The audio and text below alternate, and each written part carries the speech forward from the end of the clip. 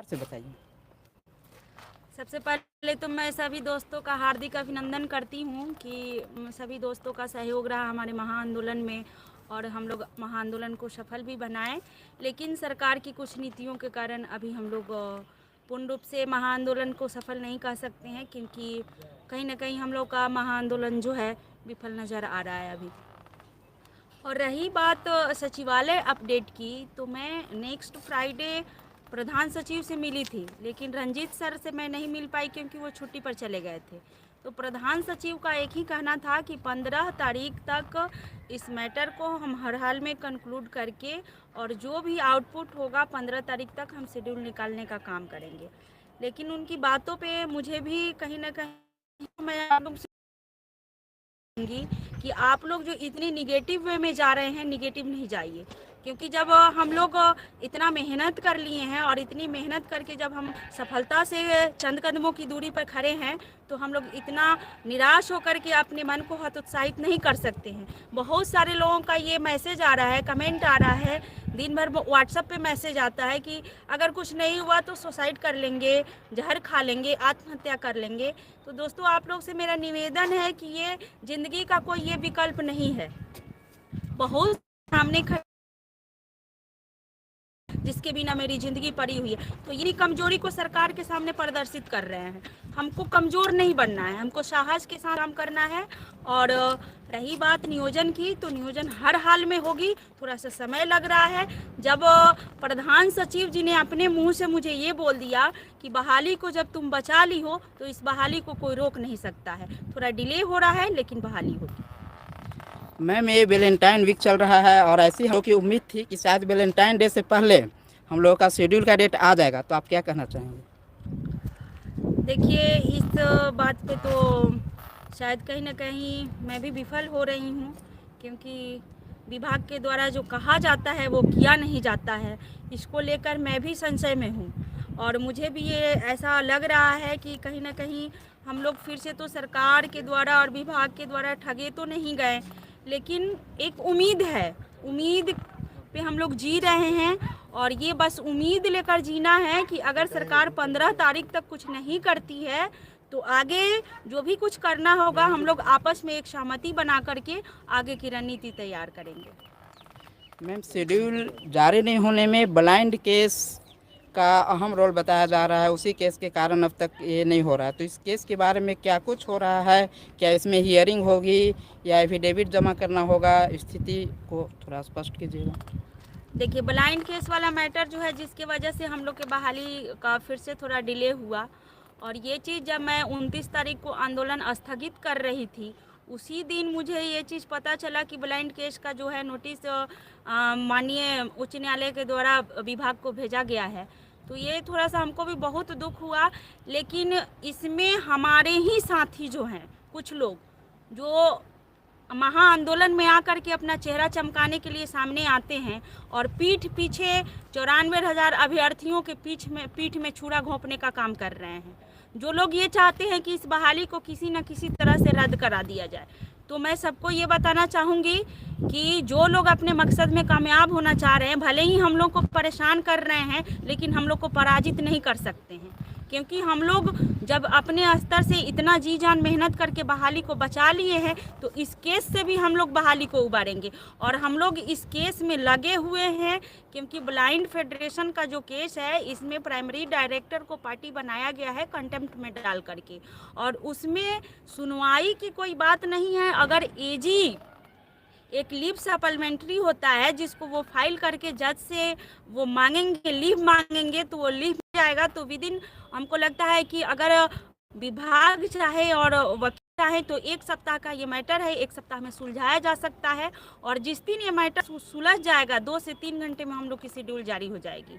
तो मुझे लग रहा है कि हम लोग अपने स्तर से कोर टीम है जो प्रयास कर रही है, और ख़ास करके मैं भी प्रयास कर रही हूँ वकील लोगों के माध्यम से, और बहुत जल्द इसके बारे में आउटपुट अभ्यर्थियों को दिया जाएगा। मैम, अखबार के हवाले से खबर आ रही है कि एक कमेटी गठित की जाएगी, तो ये कमेटी किस तरह से कार्य करेगी जो शेड्यूल जारी करने के लिए?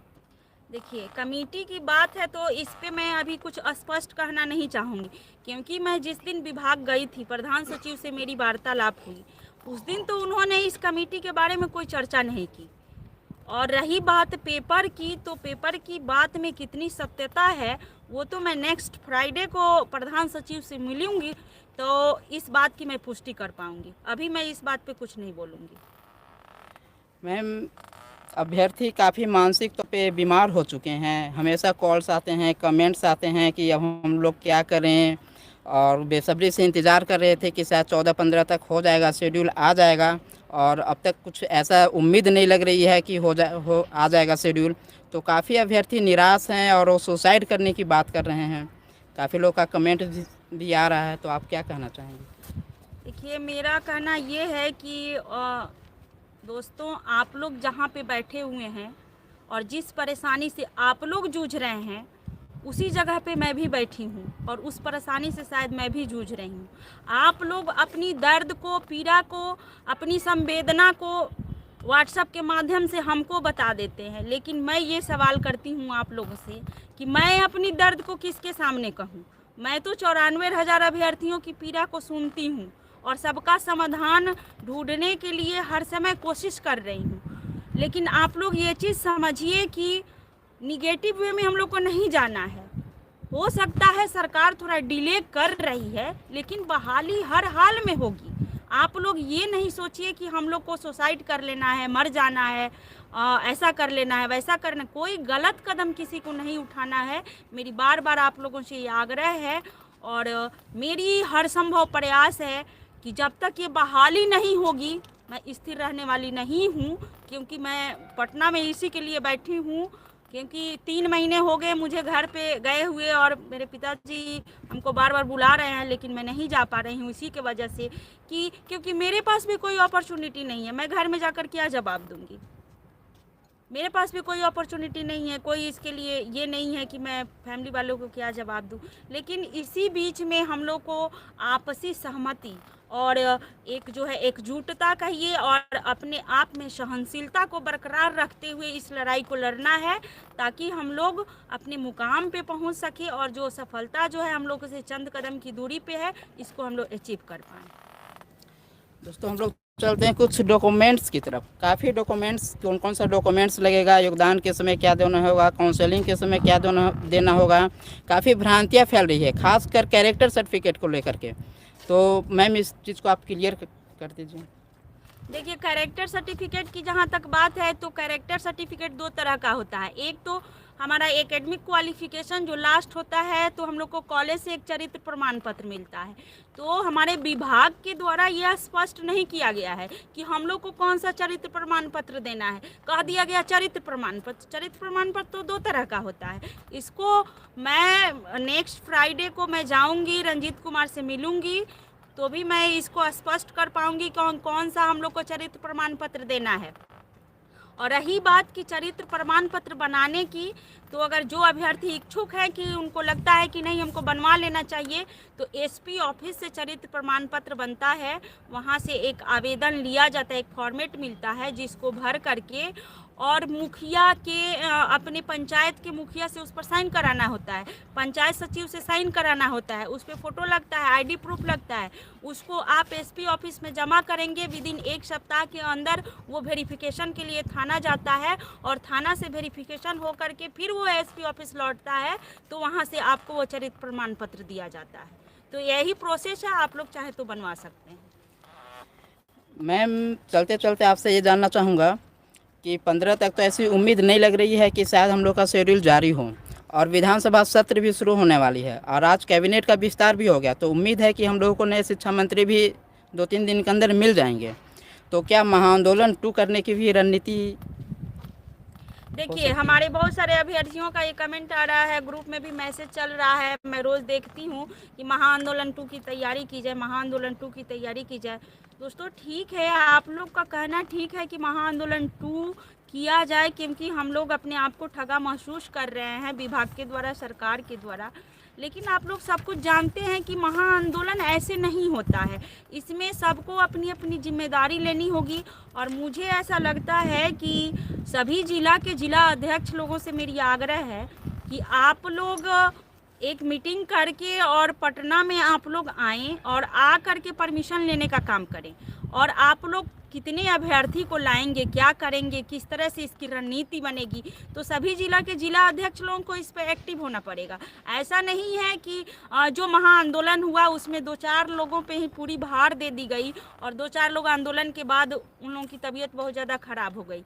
ऐसा इस बार नहीं होने वाला है। अगर जो भी साथी चाहते हैं कि महाआंदोलन हो तो अपने अपने जिला में सक्रिय हों और अपने अपने जिला के जिला अध्यक्ष लोगों को सक्रिय करें और पटना में आकर एक मीटिंग हो और तब उसको आगे की रणनीति तैयार हो कि महाआंदोलन 2 कैसे करना है। मैम, अभ्यर्थी काफ़ी परेशान हैं, तो आप क्या संदेश देना चाहेंगे बिहार के सारे अभ्यर्थियों को, जिससे कि वो कुछ दिन और धैर्य बना करके रह सकें? देखिए, मेरा तो संदेश यही है, मैं बार बार इस चीज़ को आग्रह कर रही हूँ कि सत्य परेशान होता है, पराजित नहीं होता है। इसलिए दोस्तों, आप लोग थोड़ा अपने अंदर पेशेंस रखें। मैं ये समझ रही हूँ कि पेशेंस नहीं रह रहा है, क्योंकि हम लोग अपने आप को बहुत ठगा महसूस कर रहे हैं और समाज से लेकर, परिवार से लेकर, सरकार से लेकर हर जगह से लगता है कि अब हम लोग की ज़िंदगी में निरस्ता आ गई है, अब कुछ नहीं है, लाइफ ख़त्म होने वाला है। लेकिन इसी बीच में हम लोग को टूटना नहीं है, हम लोग को बस उम्मीद के साथ, आशा के साथ जीना है और अपने आप को सहनशील रखते हुए, पेशेंस को बरकरार रखते हुए इस लड़ाई को लड़ना है। क्योंकि हम लोग जो हैं अब बहुत चंद कदमों की दूरी पे हैं। मान के चलिए कि अगर हम सुसाइड ही कर लेते हैं तो उससे सरकार के ऊपर कोई इफेक्ट पड़ने वाला नहीं है। ये सरकार तो चाहती है कि बच्चे मर जाएं और हमको नौकरी नहीं देनी पड़े, तो हम वो काम नहीं करेंगे। हम जी करके, लड़ करके सरकार से नौकरी लेने का काम करेंगे। इसलिए आप लोग हतोत्साहित ना हो और उम्मीद रखें, हर हाल में बहाली होगी। मेरी पूरी कोशिश है कि पंचायत चुनाव से पहले हम लोग स्कूल में रहें। सरकार जो वादा की थी, विभाग जो वादा किया था, विभाग अपने वादे पर खरा उतरे, नहीं तो फिर आगे की रणनीति जो करना है हम लोग बनाएंगे और आगे क्या करना है हम सभी व्यक्तियों को